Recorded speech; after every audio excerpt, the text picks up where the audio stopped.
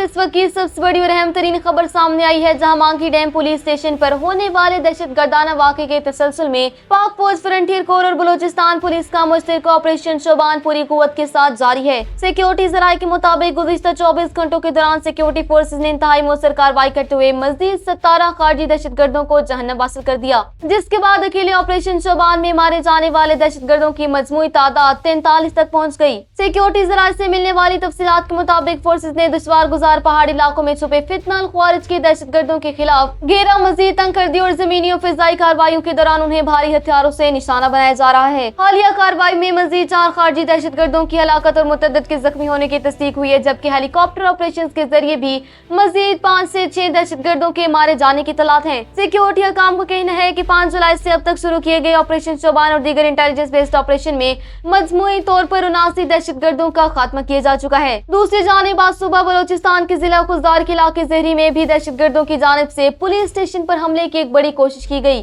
जिससे वहां तैनात मुस्तैद फोर्सेज ने बहादुरी से पसपा कर दिया। फौज और एफसी के दस्तों की फौरी और सख्त जवाबी कार्रवाई के नतीजे में वहां भी 8 दहशतगर्दों के मारे जाने की इत्तला सामने आई है। वजीर आला बलूचिस्तान मीर सरफराज ने भी समाजी राब्ते की वेबसाइट पर जारी अपने एक बयान में ऑपरेशन शोबान की कामयाबियों की तस्दीक की है। उन्होंने पाक फौज, एफसी और पुलिस की मुश्तरका जमीनी और फिजाई हिकमत अमली को सराहते हुए वाज़ेह किया कि बलूचिस्तान में हर कीमत पर रियासत की रट बरकरार रखी जाएगी और सूबे में अमन इस्तेहकाम को नुकसान पहुंचाने वाले ये दहशतगर्द अपने अंजाम से किसी सूरत नहीं बच सकेंगे। सिक्योरिटी फोर्सेज और कानून नाफिज करने वाले इदारों की जानिब से सूबे भर में क्लियरेंस और सर्च ऑपरेशन का सिलसिला मुसलसल जारी है, ताकि दहशतगर्दों के नेटवर्क का मुकम्मल सफाया किया जा सके।